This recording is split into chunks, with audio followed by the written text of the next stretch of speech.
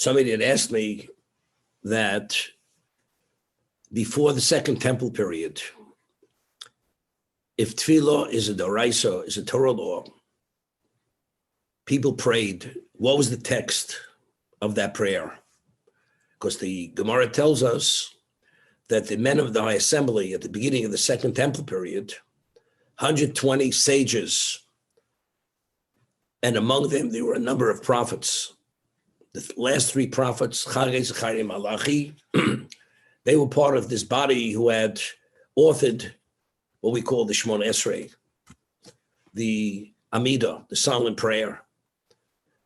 The prayer, the supplication, which we enter into an audience with Hashem, which we'll discuss the format in a moment. But the text, in the First Temple period, each person prayed based on his own level of expression. Second Temple period, the men of the High Assembly, as I said, who a number of the members of the group were prophets, that authored a specific text in Hebrew. And there's a uniform text that since that time going forward, all Jews who pray to God, the Amidah, when we enter into that audience, the supplication, at least verbally, is identical. We all say the same words. The level of intent that each of us has is a different story. The level of humility which we enter into that audience, that's each individual at his own level. But in terms of the text, what we're saying, it's a uniform text. We begin, first three blessings, we speak about God himself, as we'd speak, God of Avram, Yitzchak, Yaakov, great, powerful, awesome.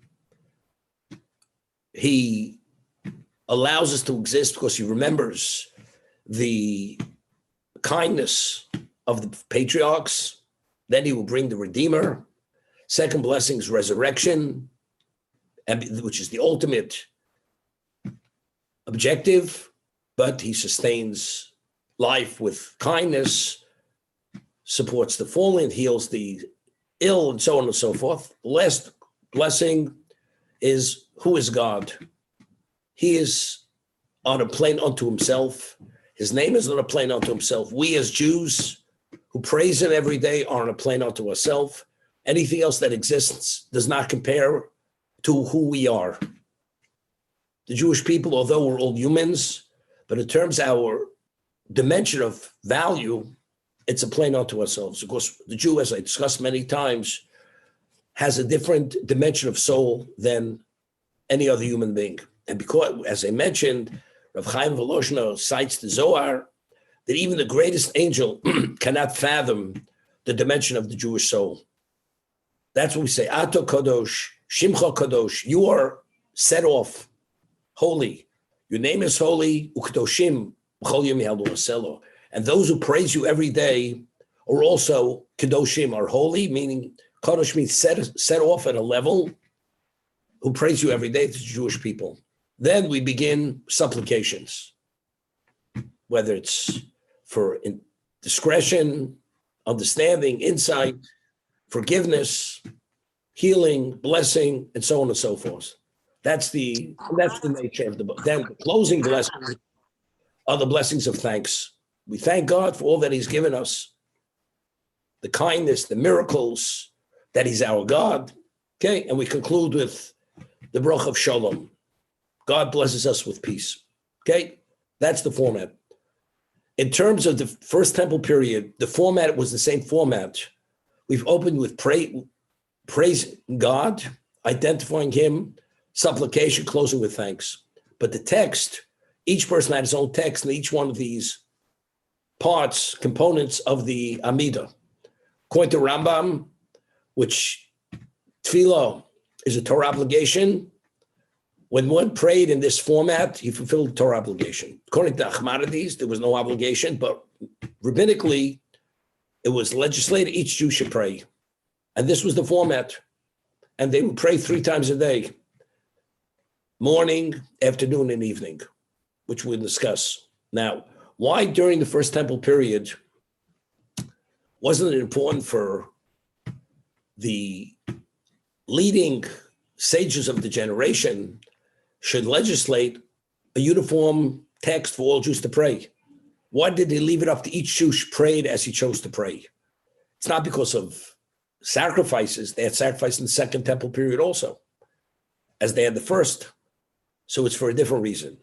Now, the Hebrew language is referred to as Lashon HaKodesh. The Hebrew language is referred to as the Holy Tongue. Why is the Hebrew language referred to as the Holy Tongue? Because since it is God's language, and God is the essence of all holiness, and this is his language, therefore the language is referred to as the Holy Tongue, Lashon HaKodesh. The Torah, God originally created the world with the Holy Tongue. The language was the Holy Tongue. The first language humanity spoke, which ultimately led to the Tower of Babel, because they spoke one language, one uniform language, was the Holy Tongue, was Hebrew. That was the language of creation of mankind until, because that language uniformed them and united them to go against God, God dispersed them by giving each one their own language. They no longer spoke the Holy Tongue. The Holy Tongue is a language which was specific and unique to the Jewish people. Because since the Jewish people are God's people, and it started with Abraham, Avram being the founding patriarch of the Jewish people, who introduced God to existence. Therefore, Avram spoke Hebrew. God communicated to him in Hebrew, and he was endowed with the ability. Of course, he spoke other languages, but his language was Hebrew. All the other nations no longer spoke Hebrew. So when you speak to a person, what is the preferable language you speak to that person? His own language. And the language itself, not only is it a means of communication, because it's God's language per se, and it's innately, it has the ability to bring about all existence. As it says, we find that Bezalel, who was the nephew of Moshe, the great nephew of Moshe, who oversaw the building of the Mishkan, why was he more qualified than anyone to build the Mishkan? Because he was endowed with certain wisdom and insight and divine understanding. And the Talmud says, he knew how to conjugate the letters of the alphabet, the Hebrew alphabet, through which the world came into existence. So the world came into existence not through the letters of any other alphabet other than the Hebrew alphabet. There's something innately powerful, holy, energy-driven, energy-sourced in the letters of the Hebrew alphabet.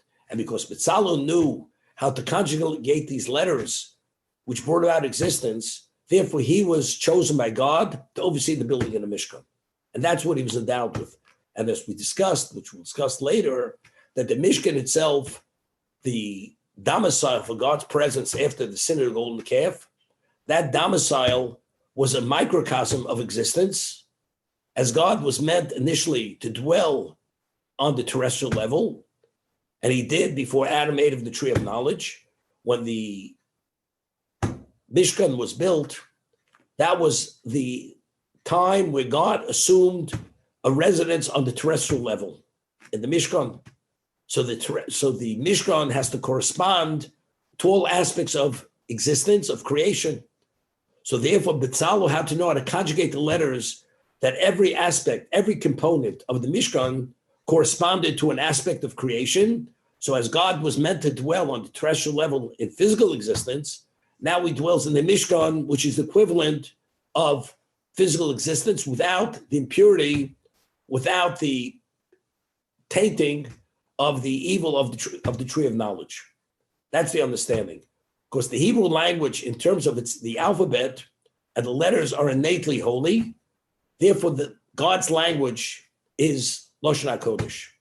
So since before we went to exile, to Babylon, at the time of destruction of the first temple, every Jew spoke Hebrew in its original form. The language was not a jargon. The language was only Hebrew, because the Jews hadn't yet gone into exile. So when they prayed to God, the language they used was the pure language. It was the Hebrew in its original form. Once we went to exile, we spent 70 years with masters and with other societies exposed to many things where they spoke Babylonian and they spoke Persian and they spoke Mede, whatever the language the Mede spoke. And there were Chaldeans, different dialects of other languages. Although the language of the Jew was still Hebrew, it became interspersed with other words from other languages. So the Hebrew language was no longer in its pure form, it was a jargon. And it was a jargon, it was no longer the appropriate language to speak to God when we supplicate God. So we returned to rebuild the second temple. The men of the High Assembly understood, they made an evaluation. The Hebrew itself was not on par. It wasn't appropriate. We wouldn't get the greatest response besides other values. So therefore, the High Assembly of the Jewish people, known as the Anshe Knesset Gedolah, which comprised of 120 sages, and there were 3 prophets among them, they authored a text, which is the uniform text at that time. Until today, we pray with those same words. The words that they had authored, that is our text of the Amidah, with the same 3 components: the introductory blessings, the supplication blessings, and the closing, the thanks blessings, which is the conclusion of the Amidah. That's the background. That's Rambam, why it had to be authored and legislated by the Anshe Knesset Gedolah, the men of the High Assembly, for that reason. And the first temple was not. It's interesting. We find that the patriarchs are referred to as the Merkava. They were before the temple was built or the Mishkan was built. Where was God's location? God's location was wherever they were. They were at such a special level. God says, that is my residence. Avram is where Avram is, that's my residence. Yitzchak, that's my residence. And Yaakov, that's my residence. And that's why they're referred to Elokei. When we say the Amidah, we don't say he was just the God of Avram, Yitzchak, and Yaakov. We say Elokei Avraham, Elokei Yitzchak. We repeat the word Elokei 3 times. I mean, if it's the God of Avram, and we would have said the God of Yitzchak and Yaakov, we'd understand it. To mean they all believed in God. No, it was much more than that. Each of them, because of their unique relation with God, each one merited that he should be God's location on the terrestrial level. That's Elokei Avram, the God of Avram, the God of Isaac, Yitzchak, and the God of Yaakov. That's why the word Elokei is mentioned 3 times for that reason, to emphasize and to elucidate this point, to magnify it. Don't think for a moment it just means the God, but rather that was the location. Now we find that once they became the location of God's presence, we no longer find in the Torah it says God appeared to Avram, because he doesn't have to appear any longer because he's there. So I used to give the example, you have a couple that's married for many years. They have a phenomenal marriage. They could sit in the room together, not exchanging a word for hours. And they're comfortable with one another. And each one is, and they can even be, so to say, because they know each other so well, they don't even have to say, excuse me. Each one is fully attuned to the other one's presence. And they're comfortable. Lahavdil. God didn't have to appear to Avram. Once he became the Merkava, he became the location, God no longer had to appear. He just had to speak. God is there, he just has to speak. That's Elokei Avram. He had to just speak to Yitzchak. Once he became, that Yitzchak was his location. He just had to speak to Yaakov once he became his location. This is their dimension of person. Avram, Yitzchak, and Yaakov. So I was thinking during the first temple period that we had the Beis HaMikdash, and the temple had all the components that were necessary, because the Talmud tells us the second temple was lacking 5 things because the Jews were not on that special level any longer. The first temple had everything. Whatever the temple had when Shlomo Melech had built it, when the Mishkan was built by Moshe, was overseen by Betzalel, but it was built by Moshe. It's called Mishkan Shel Moshe. Whatever was there transferred to the temple. to the Beis Hamikdash. It was fully functional. So because it was fully functional, the words, as long as they spoke Hebrew, the words themselves didn't have to contain within them what the words during the Second Temple had to contain. Second Temple period, where the temple was lacking, was deficient, as it says, the Shekhinah, the divine presence, wasn't there on an ongoing basis, continuous, it was on and off. The V'tumim, the breastplate with the colored stones, which would actually, God would communicate with the Jewish people, wasn't there. The Aron was not there. The Ark was not there during the Second Temple period. There were very significant, vital components of the Beis Hamikdash were not there because the Jews were not at that level. As a result of that, the level of attachment and association and relationship was not the same. Once it's not the same, we have to compensate with it. And when we speak to God, it has to be contained in the language, in the word.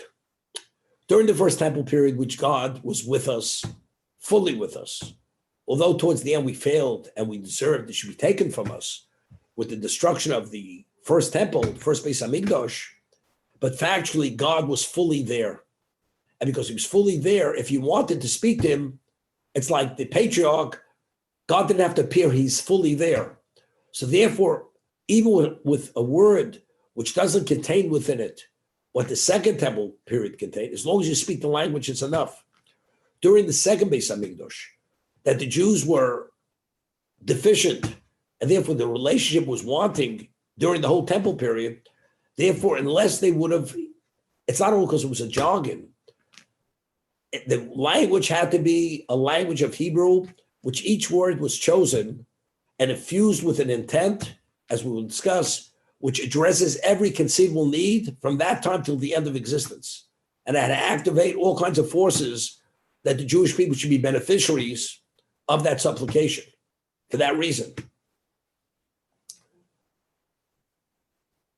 You know, it's interesting.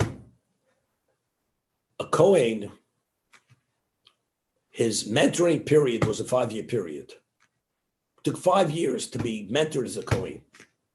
But if you read the laws of the Torah, of slaughtering, all the various different kinds of sacrifices, whether it's an animal, whether it's a bird, whether it's a meal offering, whatever it is, doesn't seem that complicated. You could teach someone how to this maximum a year. Why did they need a 5-year mentoring program to teach them this? When they brought these sacrifices, it wasn't just bringing the physical sacrifice. That sacrifice had to be infused with an intent to activate various energies which would address whatever the issue was of that particular time. Every day they would bring a morning communal offering. That was the opening offering of the day. And when they opened the doors of the sanctuary, because if you bring the offering, if the doors were not open, that's not valid. Yeah, there's certain protocols. Because the systems are only activated, as Rabbi Luzzatto explains, only if you do it exactly as prescribed by God. If you don't follow the protocol, the energy, that dynamic doesn't happen. You have to meet all the criteria of the various spiritual systems. The Kohen, it was just a perfunctory act. He slaughtered, he brought the animal, he burnt the animal.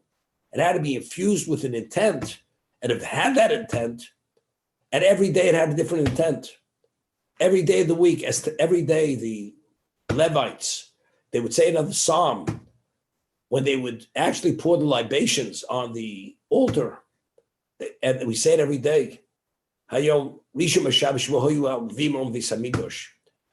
those were the song. They sang the psalms. They played. There's an accompaniment of musical instruments.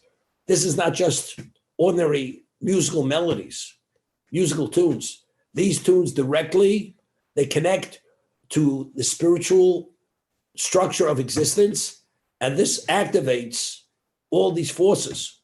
So the 5-year program wasn't the physical activity, how you slaughter, how you carry, and how you burn. Rather, it's the fusion of that intent that took all those years. Tell you an interesting story.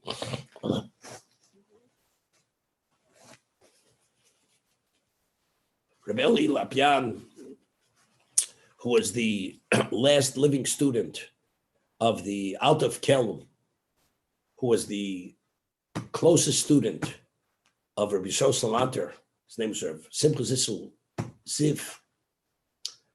So I said to you, at the age of 27, he already had Gili Elio. Elio Hanavi had appeared to him. That's how holy he was. And Rabbi Eli Lapian, he was in England until about the year 1950. He was in England for about 35, 40 years. He was involved in a yeshiva, in a kollel, and he was known as the greatest mashgiach, meaning dean of menov, to develop and mold people in many ways regarding spiritual molding. To speak to them, give them lectures, exactly how to advance spiritually speaking. Rabbi Eli Lapian. And he was, the last years of his life, he passed away at age 95. So the last 35 years of his life, he was in the community up north near Haifa. It was called Rechasim. Rechasim. And it was known as a Musa yeshiva. Musa was taken very seriously there, meaning development of personality, of person was just to study, but to study within a context to become a very special person. Character development, fear of God, love of God, all these issues were addressed. And he was the one who created the curriculum, how to bring this about, and his presence was there. So Friday night, we sing L'Chododi. Chododi was authored by a person, his name was Reb Shlomo Alkabitz. He was the author of the Chododi, which we sing Friday night, we say Friday night. It's called Kabbalah Shabbos. We introduce the Shabbos with L'Chododi. And Reb Shlomo Alkabitz himself was the Chazan, or actually he was a Sephardic Jew, Chazan in the shul of the Arizal. The Arizal, there was a shul in Tzfas, it's called the Arizal shul. If you visit Tzfas, it's called the Arizal shul. In that shul, the rabbi or the Rav was Rabbi Yosef Karo, the Beis Yosef, the author of the Shulchan Aruch. The one who said the drasha was Rav Moshe Alshich. There's a work on Torah, it's called Alshich. It's his work. These are all Kabbalists at the most advanced level.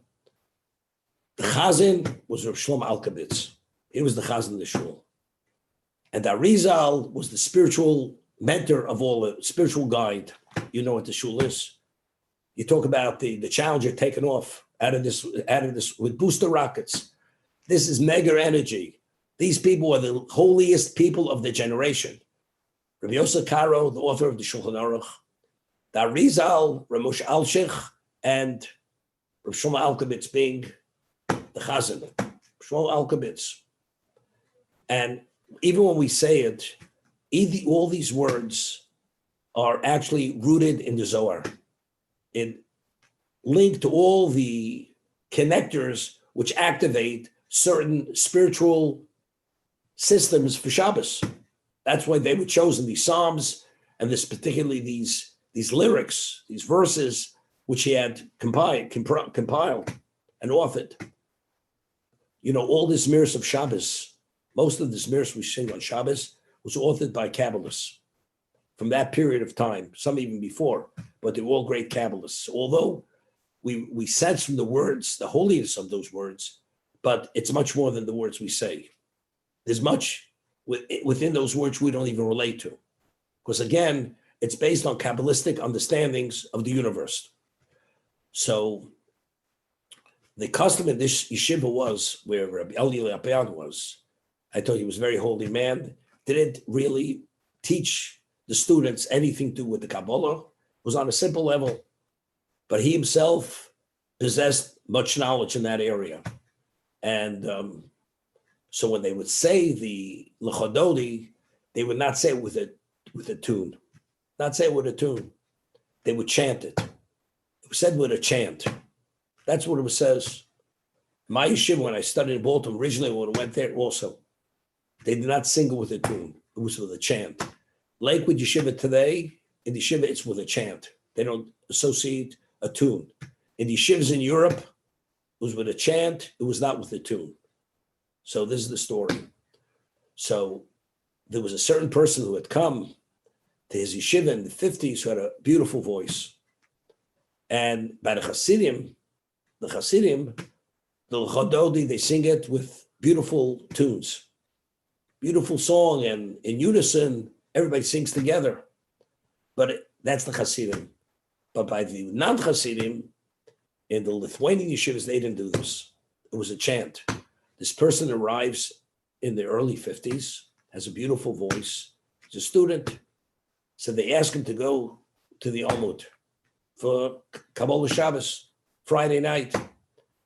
And he knew that he did not sing the Chododi in this yeshiva. He knew this. But he figured he'll take his chance. And nobody knew what was coming. In those days, the yeshiva was maybe 80 boys. That was considered a significant yeshiva in the 50s. Real wasn't much after the war, or maybe less. And all of a sudden, they come to Chododi, everybody's expecting a chant. All of a sudden, he sings it with a tune. The place froze. It's like everybody's blood in everybody's veins turned ice. The holy rabbi is there to do such a thing without permission. It's not to be conceived. How does this person do this? But he figured he had the guts, so to say. He broke the ice and he sang it, and it was beautiful, beautiful. Sang the whole Chododi with his beautiful voice. He associated a tune with it, beautiful. The custom in yeshivas Friday night after you finish davening, everybody goes around and says Good Shabbos or Shabbat Shalom to the rabbis. That's what everybody does. This person goes. He doesn't know exactly what he's going to get. You know, he could get a mouthful, really be reprimanded for what he did. Reb Eli Lapian does not say a word. Doesn't say a word to him. No reprimand. So next week comes. So they ask him, the person who was in charge of sending somebody to the Omen, asks him to go over again. And goes over again. He figures he succeeded the first time. He didn't get a reprimand. We'll try again. Goes again, sings the same tune. Things are okay. Looks like the yeshiva is warming up to the Chododi should be associated with tunes. They asked him to go a third week. The third week he sang a different tune. Different tune. Wasn't the same tune as he sang the first two times. The first two tunes were more conventional. The third tune was a less conventional tune. The first two tunes they sang for hundreds of years in Europe. The third tune was a more recent tune. So afterwards, now came after davening, Rabbi Eli Lapian says to him, the Mashgiach says, I don't want you should ever do that again. Why? He says, but I sang 2 weeks, I sang it with a tune. Third time not, what's different? He says, you don't understand. The first two tunes you sang, the first 2 weeks, the tune you used, that music is rooted in the Zohar. That tune, those melodies touch forces which activate spiritual forces. That's why I didn't say anything to you. The third tune, it's made up. It has no relevance to anything to do with spirituality. It's not rooted. That's not its root. I don't want to hear about it. That's what he said. I'm just showing you in terms of what his level of understanding of Kabbalistic and all the inner workings based on the Zohar and these things. Therefore, the 2 weeks were acceptable. Third week, the new tune was not acceptable to him. I'll tell you a story with my Mashgiach Zechariah Levrocha. His name was Reb David Kronglas. He was the closest student of the Mir Mashgiach in Europe. Reb Yecheskel Levenstein, Zechariah Levrocha, and Rabbi Yerucham Levovitz. And there was a person who studied with me same time. He had a beautiful voice, beautiful voice. His father studied in Telz in Europe, and in Telz in the 60s, his father was the chazan for Rosh Hashanah Yom Kippur in the Telz Yeshiva. And cantorial, beautiful voice, rich. Somebody like Alan would have appreciated this chazonis, and his father even more so would have appreciated it. So this person, when during the Elul period, the time right before Rosh Hashanah, in the dormitory, when he'd be in the shower, he would sing in the shower. This person would sing in the shower. And he didn't say, of course, he didn't say the words of the avoda of Yom Kippur, but the tune of the avoda he would sing in the shower. You know, the way we go through the avoda, that's the Muslim service on Yom Kippur. This is replicating when the high priest went into the Holy of Holies. And he sings it as if you'd be experiencing the Ne'ilah on Yom Kippur. My mashgiach walked by and he hears this tune of the avoda of Yom Kippur. Afterwards, he calls him in. He says, "You're not permitted to do that." Why? Because that tune, which we sing in variations, when the Leviim, when the Kohen Gadol, the high priest, went to the Holy of Holy, and he did whatever he did, that whole service, that was the tune that they used. That tune touches the highest echelons of spirituality. And therefore, it's not appropriate to sing that tune in the shower. You shouldn't even sing it unless you're practicing for the Ne'ilah service. It's not appropriate even to associate that tune with anything else but that. So I'm just showing even the music that the words were put to, the words themselves, there's no question, in terms of they were embedded with an intent which activated all kinds of spiritual systems. But even the tunes that the Leviim, that was a mitzvah, that the Levite, who was the officiant to assist the Kohen, the psalm, he said, the tune, he says, I'm saying the mentoring of the Kohen took years, because it wasn't just the words, it wasn't just the action, but it was the words had to be infused with an intent. The action had to be infused with intent. Only when it was infused and associated with that intent that activate those various levels of energies which allowed existence to exist and to go forward. That's the understanding. So I'm saying during the first temple period that God, the Beis Hamikdash functioned fully. God was fully there. The deficiencies which existed during Second Temple weren't there. And the Jews spoke God's language. The Hebrew language was not a jargon. It was the pure language. Therefore, it wasn't necessary for the prophets who lived during the First Temple period to author a special uniform text for all Jews. Each Jew could pray in his own language, because the level of relationship was a different level of relationship, and the language was the right language. During the second period, where the language was a jargon, it was no longer Lashon HaKodesh, it wasn't the pure Hebrew any longer, and the relationship was no longer the same. There was a distance. Therefore, the Second Temple period, they had to author a pure Hebrew, and also the words had to be infused, embedded with intent, that those words chosen would activate the forces to compensate for where the Jews were not at. That's why the Second Temple period had to have the 120 sages, and among them, a number of prophets were included within this body of sages for that reason. As once said, slight digression, but it's really not, it relates to this. We find that in the building of the Mishkan, there were 3 metals that were needed. 2 of them precious metals, the third was not a precious metal. Torah says there were 13 materials that were needed for the building of the Mishkan. Zov, gold, kesef, silver, and nechoshes, copper. Those were the 3 metals which were needed for the Mishkan. 2 were precious metals, the third copper, not a precious metal. But you realize everything in the Mishkan, all the materials were all symbolisms. What does gold represent? What does silver represent? What does copper represent? So the Midrash says Zov was considered the most precious metal, gold. Zov is referring to Mishkan Shel Moshe. The Mishkan of Moshe was qualitatively considered by God like gold. There was no holier location than the Mishkan, which Moshe was directly involved in every aspect of that Mishkan. It's called the Mishkan of Moshe. So if you'd rate the Mishkan, the first temple, second temple, the Mishkan is rated as gold. Qualitatively, spiritually speaking, it's gold.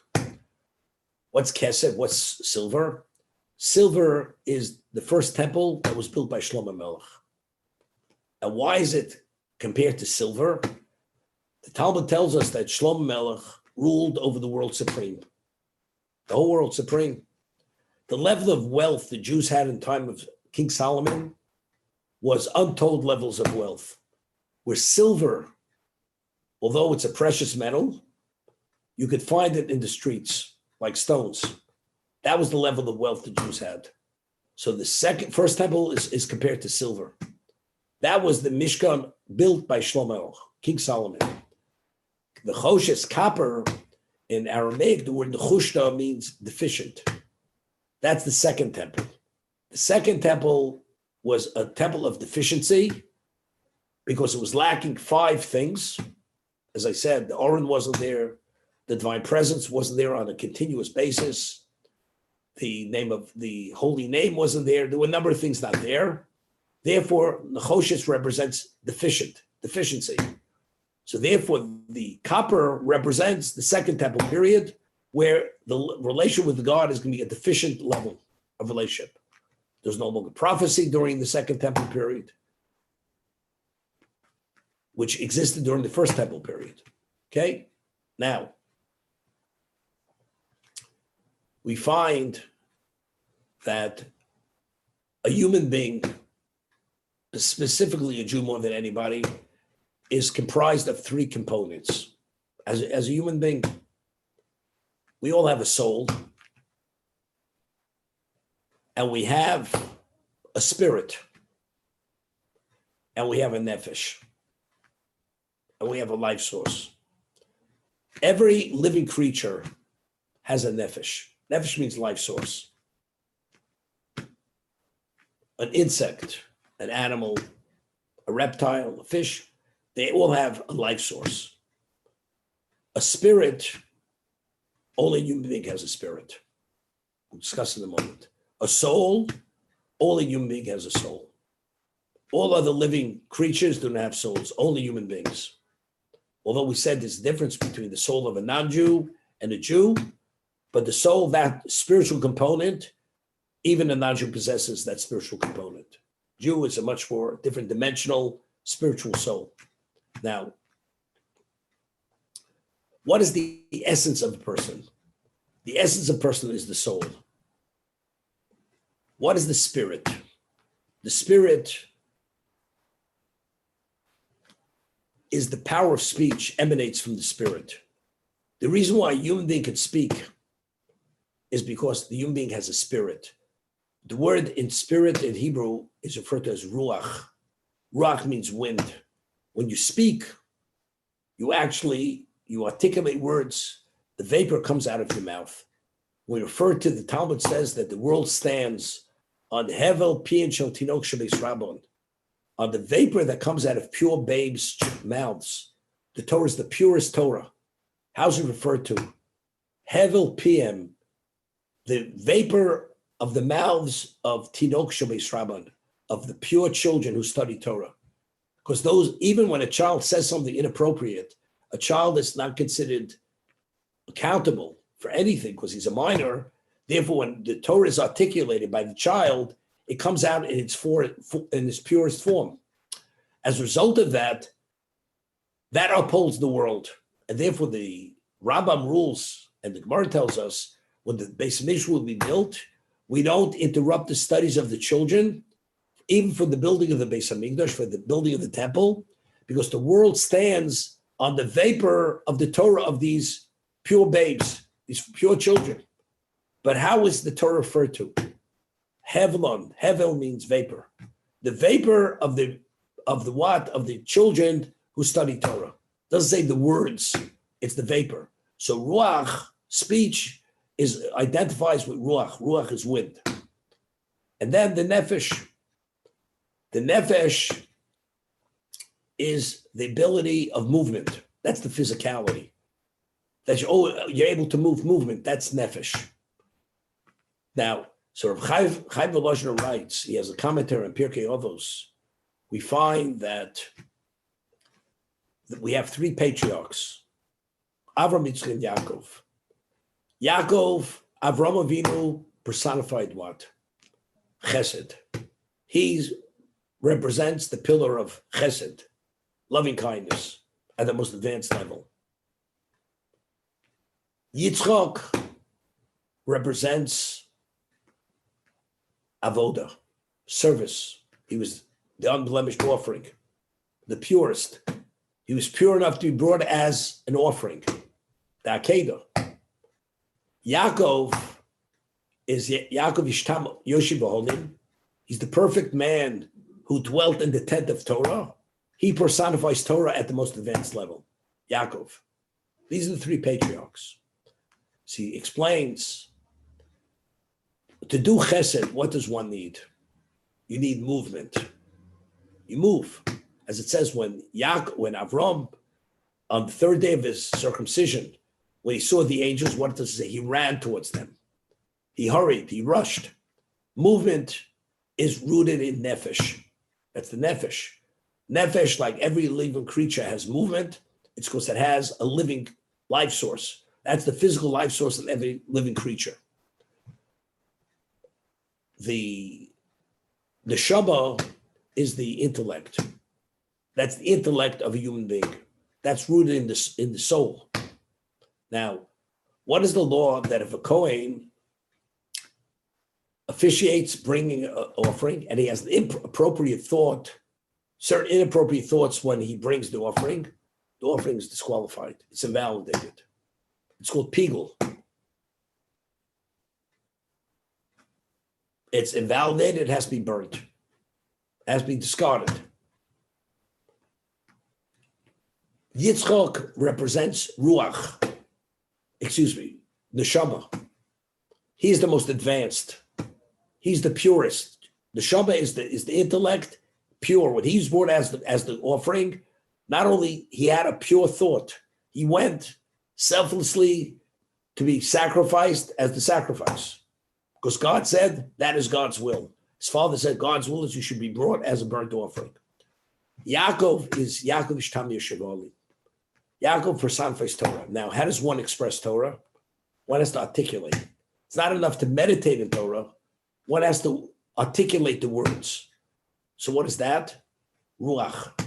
That's the spirit. That's articulation. So Chaim Volozhin explains, just as each individual possesses soul, spirit, and life source, Klal Yisrael there is the soul of Klal Yisrael, there's the spirit of the Jewish people, and there's the living life source of the living people. Who represents each one of these? Avram was the nefesh, was the life source of the Jewish people. He perfected the nefesh. And we are derivatives of him. We're his descendants. Because chesed is what is nefesh. Nefesh means movement, physical movement. You can move. When you do chesed, you engage with other people. Yitzchak, being the unblemished offering, he's neshama, the soul in its most pure form. He was the purest offering. He represents the soul of the Jewish people. Yaakov is ruach. He's the spirit. He personifies Torah, which is articulation of Torah. Now, what connects the soul to the physical life source? The ruach is the connector. Avram was chesed. He personified chesed. Yitzchak was unadulterated, exact as justice, because soul is perfect. Yaakov is spirit. Spirit connects the soul and the physicality. Therefore, it's coalescing both together to be able to function within a physical existence.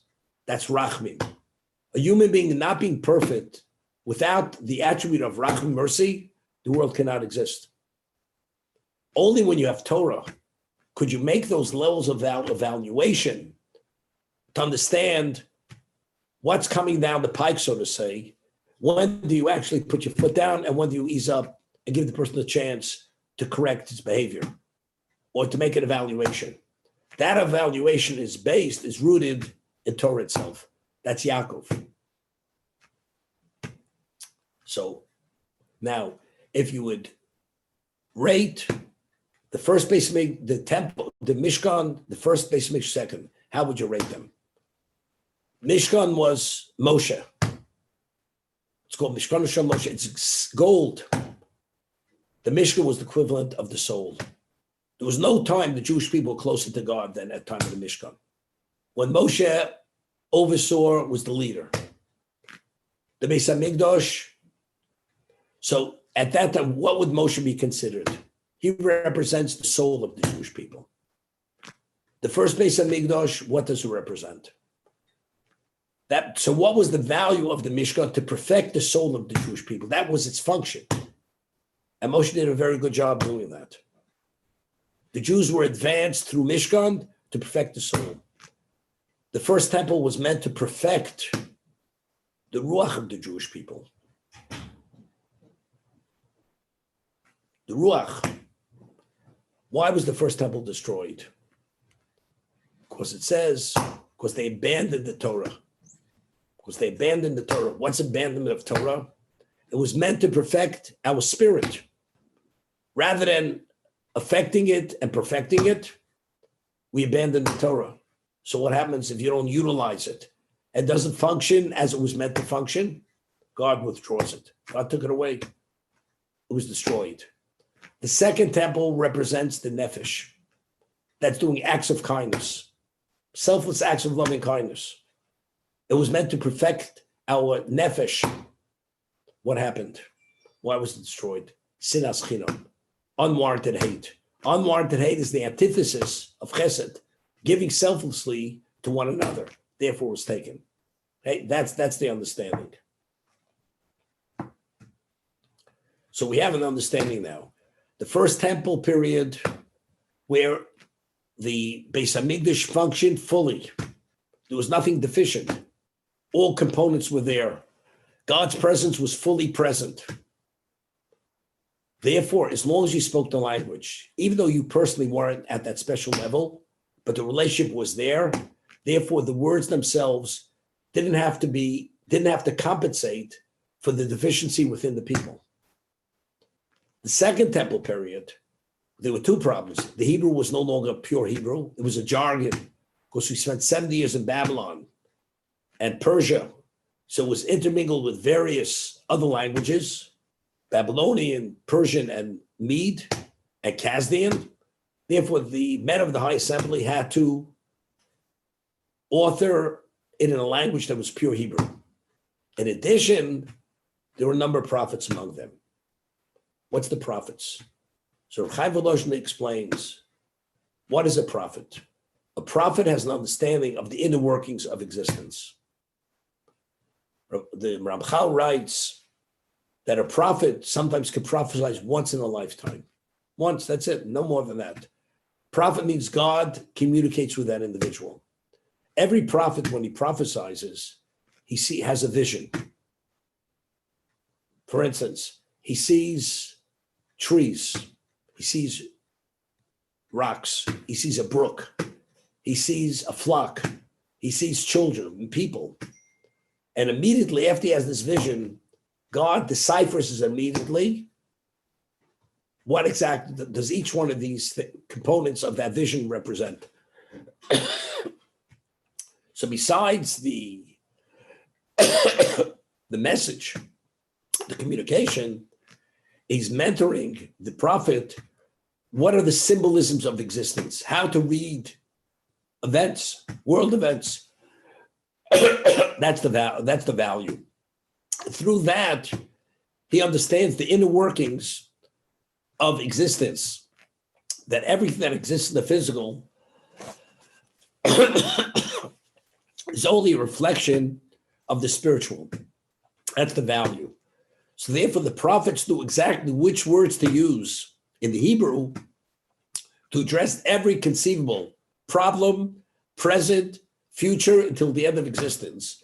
And by saying those words, and those words being embedded with those intentions, it will address whatever issues may be. Take care.